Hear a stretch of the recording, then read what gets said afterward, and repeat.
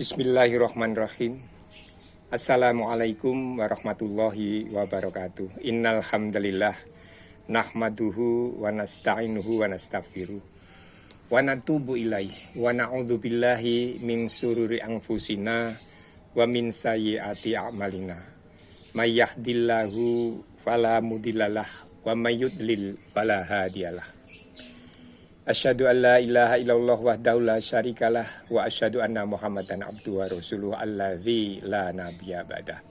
Qala Allah ta'ala fil kitabil karim ya ayyuhalladzina amanu taqullaha haqqa tuqatih wa la tamutunna illa wa antum muslimun. Amma ba'du.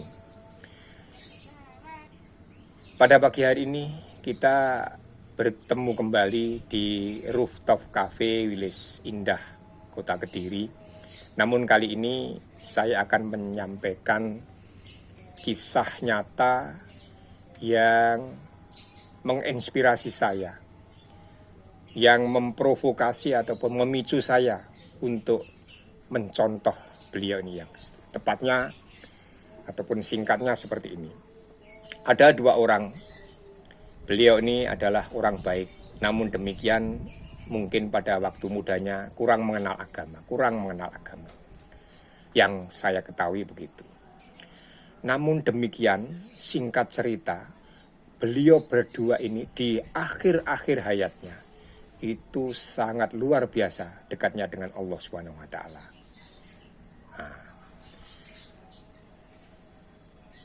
Yang menjadi pertanyaan di benak saya, kenapa kedua orang ini ataupun kedua hamba Allah ini meskipun pada waktu mudanya tidak mengenal ataupun kurang mengenal agama, saya tidak tahu persis ya, tapi yang jelas yang saya ketahui seperti itu. Tapi di akhir hayatnya kok melebihi orang-orang yang dari kecil belajar beragama.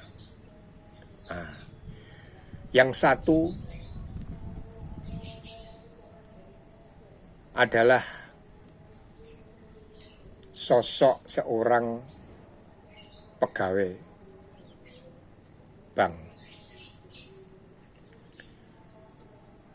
Bank Indonesia. Masa mudanya beliau itu juga ya seperti anak muda yang lainnya, main band, bernyanyi, semacam itu. Tapi yang saya ketahui, saya juga tidak tahu kalau dia minum-minuman atau tidak, saya tak. Tapi informasi yang saya ketahui dia tidak minum. Namun demikian untuk pengetahuan agama atau pengamalan agama pada waktu itu, yang informasi yang saya dapat memang kurang.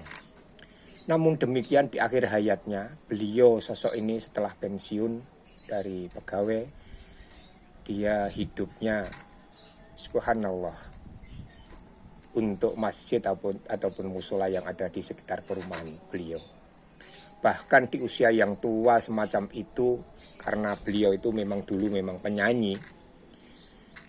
Karena biasanya seperti yang kita ketahui di perumahan-perumahan itu mungkin jarang sekali ada yang muadzin tetap ataupun imam rawatib semacam itu. Singkat cerita, beliau itu di akhir hayatnya sangat intens untuk nguri-uri musola yang ada di sekitar rumahnya. Beliau lakukan untuk azan, ya entah itu zuhur ataupun asar atau informasi semacam itu. Saya tidak tahu persis, tapi yang jelas informasinya setelah beliau meninggal itu seperti itu. Jadi intinya di akhir hayatnya beliau itu sangat dekat dengan Allah karena selalu ngopeni omahe Gusti Allah. Itu. Rahasianya ternyata beliau itu sangat memuliakan orang tuanya. Dulu yang saya ketahui orang tuanya itu tukang nyuci pakaian tetangga-tetangganya. Setelah beliau waktu itu sudah mulai cukup ada ataupun boleh dikatakan kaya, maka sangat memuliakan ibunya. Itu yang saya ketahui. Terus yang satu lagi Yang satu lagi itu adalah seorang wira swasta ataupun mandor ataupun pemborong. Dia memang keahliannya di situ. Pada saat akhir-akhir hayatnya itu beliau selalu menginginkan sholat berjamaah. Itu yang saya ketahui seperti itu. Dan yang saya ketahui beliau itu mengidap penyakit jantung. Bahkan berjalan 3 langkah pun dia sampai itu gemetaran. Nah, kenapa? Ternyata sama. Beliau itu sangat secara diam-diam, tanpa banyak suara, tanpa banyak bicara, beliau itu sangat memuliakan orang tuanya. Pada waktu itu yang saya ketahui, orang tuanya terlilit hutang ya, di beberapa rentenir. Beliau dengan diam-diam melunasi hutang-hutang ibundanya tersebut. Inilah salah satu tanda bakti terhadap orang tuanya semacam ini.